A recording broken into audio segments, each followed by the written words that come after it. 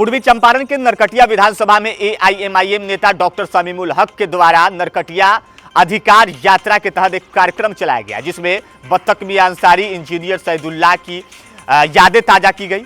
आपको बता दें कि एआईएमआईएम नेता डॉक्टर शमीमुल हक ने बताया कि उस समय जब गांधी जी चंपारण में रह रहे थे तो अंग्रेजों ने दूध में जहर मिलाकर इस बत्तख मियां अंसारी को दी कि जाकर आप गांधी जी को दे दे, लेकिन यह बत्तख मियां अंसारी ने इस साजिश को नाकाम किया और इस बात को लेकर गांधी जी को बताया। और उस समय कहीं ना कहीं इन बत्तख मियां अंसारी के परिवारों को काफ़ी तकलीफें झेलनी पड़ी थी। बाद में राजेंद्र प्रसाद जब चंपारण आए तब उन्होंने इनकी घोषणा की कि इन लोगों के परिवारों को कुछ ज़मीन मुहैया कराया जाए, लेकिन ज़मीन अब तक 6 एकड़ ही मिल पाई है, जिसको लेकर उनके परिवार के सदस्य भी इस कार्यक्रम में शामिल हुए थे। और उन्होंने बताया कि इस नरकटिया अधिकार यात्रा के तहत इस मुद्दों को भी उठाया जाएगा।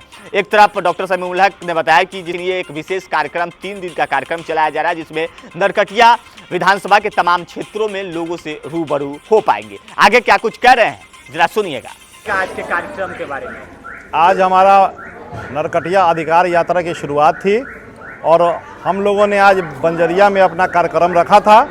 और ख़ासकर इस बंजरिया के 2 महान शख्सियत के लिए, इंजीनियर सैदुल्लाह के लिए, उनके नाम पर हम लोगों की मांग है कि जब लालू यादव के नाम पर जो जगह का नाम हो सकता है, लालू यादव में मोर हो सकता है, तेजस्वी यादव अपना चौक हो सकता है, तो इंजीनियर सैदुल्लाह साहब के भी नाम पर जटवा का पुल जो है अपना सैदुल्लाह ब्रिज के नाम से अपना जाना जाए। दूसरी, हम लोग यहाँ पर आए हैं बत्तख मियां अंसारी के जो है मज़ार पर, और यहाँ की स्थिति आप लोगों के माध्यम से हम लोग अपना दिखाना चाहते हैं कि जिस बत्तख मियां ने गांधी जी के प्राण की रक्षा की, उनका मज़ार किस स्थिति में है और क्यों लोग बार बार सिर्फ उनके नाम का वो लोग अपना यूज करते हैं और उनके वंशजों के लिए कभी उनकी आवाज़ नहीं उठती, बत्तख मियां अंसारी के सम्मान के लिए कभी आवाज़ नहीं उठती।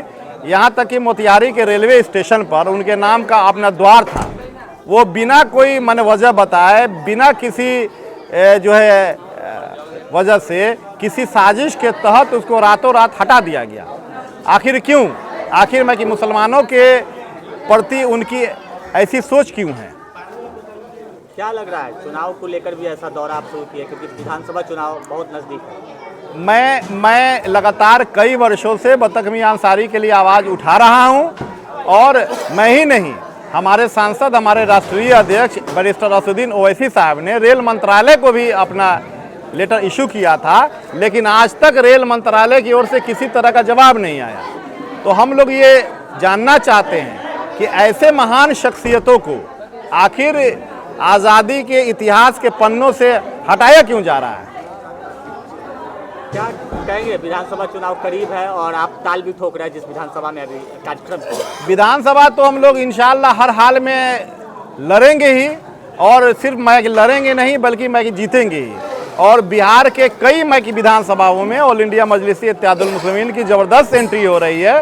बस अपना समय का वक्त है, हम लोग अपना ज़मीनी लोग हैं, ज़मीन के लिए हम लोग अपना माइक लड़ते रहते हैं और लोगों के हक के लिए आवाज़ उठाते हैं। काफ़ी भीड़ थी आपके ये यात्रा में, काफ़ी लोग जुटे हुए थे, क्या किधर श्रेय जाता? ये तो भीड़ का एक अपना हिस्सा था। लोगों का जो अपना मोहब्बत है वो आज से नहीं बल्कि मैं कई वर्षों से, लोग चाहते हैं कि मेरा लीडर, मैं बोलने वाला हो, मेरा लीडर जो है मैं फंक्शनल हो, मैं नॉन फंक्शनल मैं लीडर नहीं।